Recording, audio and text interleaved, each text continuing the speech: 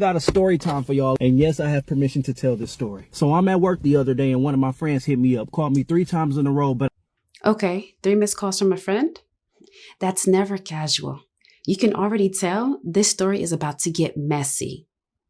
I was busy. Soon as I got free, I called him back. It's a dude I went to high school with. I known him for years. I call him back and I say, bro, what's good? You all right? You hit me up 3 times. He said, yeah, bro, I got a little dilemma. I say, cool, bro. What's the issue? Talk to me.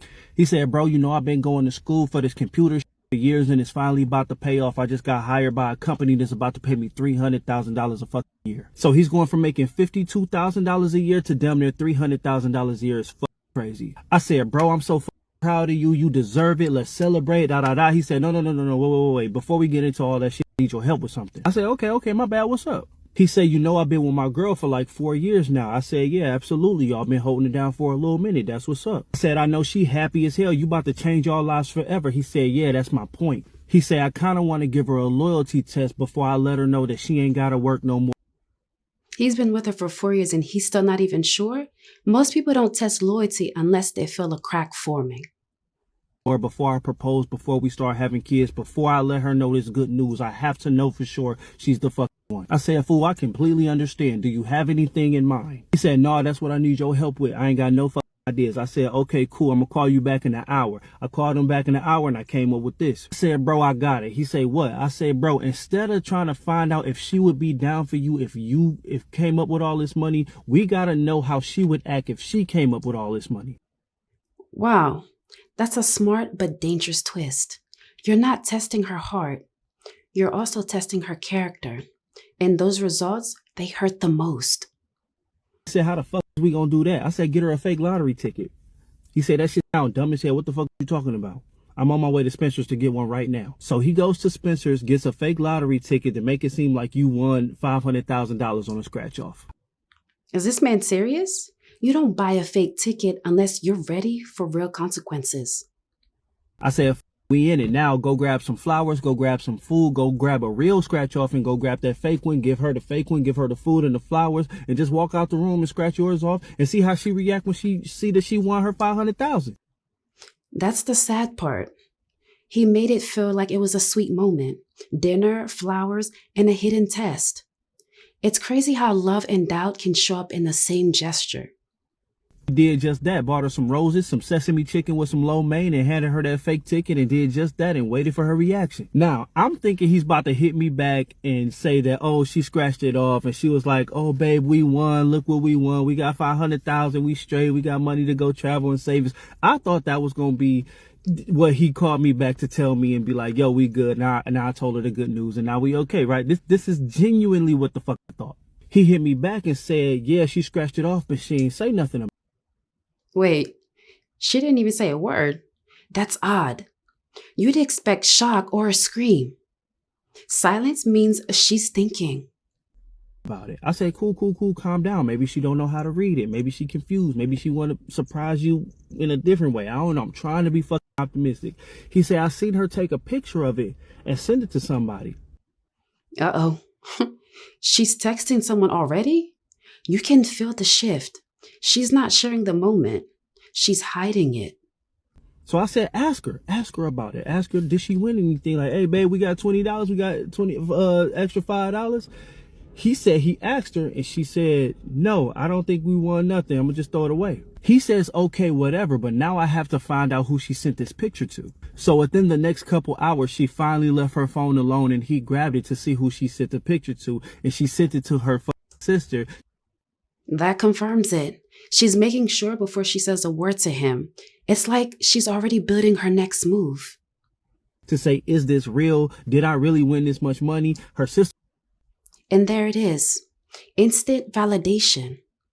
Now we're about to see what she really wanted all along. Responded back and said, hell yeah. And his girlfriend responded to her sister and said, oh, I'm getting the fuck out of here. And he don't even know it. Wow. That line changes everything. Imagine sitting next to someone who just decided they're done with you and you don't even know it yet. I was like, bro, just find a reason to bring up money. Find a reason to bring up money. I said, tell her that they took all your bills out at one time and you need an extra $100 because they took everything out at once and you ain't got it. Just see what she say. He's not doing it to use her. He's just trying to see if she'll still care after planning to leave. That's a quiet kind of pain. Just bring up money and ask her for some money and see what happens. He said that she said she needs the extra money because she's about to go visit her mother in New York. Wow, she's really sticking to it. And the worst part is, he's letting her believe that she's in control. She has no idea this whole thing is a setup. She's about to leave. Well, she thinks she is, and never come back. That's her plan. Not knowing that this was a lie. Now, he still hasn't reacted to her. It's been 2 days. He still hasn't reacted to this whole situation. He's still making her think that she's about to cash this shit in or whatever, because it was over the weekend. I guess you can't cash or scratch off. Anyway, he still hasn't reacted. He's still asking me. I say, just let her think she gonna go. Just let her go. Just let her go. And by the time she come back, be moved the fuck out. That right there, that's the turning point. When a man's heart finally accepts what his mind already knew. That's what I say. So yeah, I'm gonna have to do a part 2 to this because he still hasn't reacted to the fact that she still thinks it's real. She put it in her suitcase and she's about to go to New York. She really left. She's sitting on that plane thinking she hit $500,000, while the man she betrayed is packing his things. That's a whole movie right there. And I'm guessing she thinks she's going to cash it when she gets to New York with her sisters or families. I don't know, but I'm going to have to keep y'all posted. But I think this goes without saying, loyalty test failed. Failed is an understatement. She didn't even hesitate. It's wild how people show you who they really are when money enters the picture. She was about to have her whole life changed. Whole life. He was about to go in the house and say, baby, you ain't got to work no more. And just that split second, gone. That's the saddest part. She left right before her blessing. And she'll never even know what she walked away from. So yeah, I will keep y'all posted and let y'all know how this unfolds. All right, y'all, this is part 2 to the loyalty test video. I'm just going to green screen the text messages that me and my boy had about the situation so y'all can know the direction of this. Y'all ready? So this was yesterday. I texted him and said, yo, what's good? You all right? He said she just got on the plane to go back to New York. I dropped her off and everything was good. As soon as she got on the plane, she texted me and gave me this excuse on why she don't think we need to be together anymore. She said, that's cold. She couldn't even wait to land. Breaking someone's heart mid-flight like it's another message. No love lost, but she just thinks that we have been together for so long because we were just used to each other. Just because it was. That's the kind of text you send when you've already moved on in your mind. It sounds gentle, but it's just closure for her. It's convenient, you know. Now you can focus on getting in the computer tech field you've been trying to for so long, and I know you're going to do it because you're brilliant. I still love you. I just don't see a future with you anymore. And I responded and said, damn, bro, regardless of how all this shit went down, I know this shit hurt. I know this wasn't the outcome we was looking for, and I'm sorry it went down like this, but at the end of the day, you dodged the fuck bullet. And he's right. Sometimes heartbreak isn't a loss. It's proof you just escaped the wrong future. Regardless of what your finances looked like before, you was way too good for that girl and you know it. He responds and says, yeah, you're right. I appreciate it, bro. The people stitching your video and your comment section don't think so, though. Laughing. I said, bro, I told you how this was going to go if you let me post it. They only see this as entertainment and content. They only wanted somebody's side to pick. And of course, the women will find a way to take accountability from the girl in the story. LOL. That's why I told you to stay out of the comment section. I'm used to it, but don't let that shit get to you, though. You on your way to being a millionaire by the time you turn 40. Noise. At the end of the day, you won. He said, you right, fam, real shit. Should I block her and move on already or wait to see her response when she finds out the ticket is not real? I said, move the fuck out ASAP. Wait for her response, then block her. Because And that's when she'll learn what loyalty really means. When the fantasy ends and reality walks away. And another thing, that always happens. The internet doesn't look for truth. It looks for a side. And when a story hits a nerve, people start defending their reflection. Once your peace gets tested, the best revenge is success, not arguing with strangers online. you know she's going to blame you for testing her in the first place. It's going to be your fault she failed. That's probably going to be her excuse to leave you for having the audacity to test her loyalty. But definitely wait. Don't block her yet. He says facts. I said, I'm not going to lie. The only thing that sucks about this is that now you have to find a girl that's really down for you, knowing that you're a six-figure earner. Y'all have had y'all ups and downs about finances over the years, which is what gave you this feeling that she would do something like this, and now she showed you her true colors the first chance she could. So now you're going to have to take a chance with a woman possibly using you for your money, or meet a woman already on your level. But it could be worse. You could have had a baby with this hoe.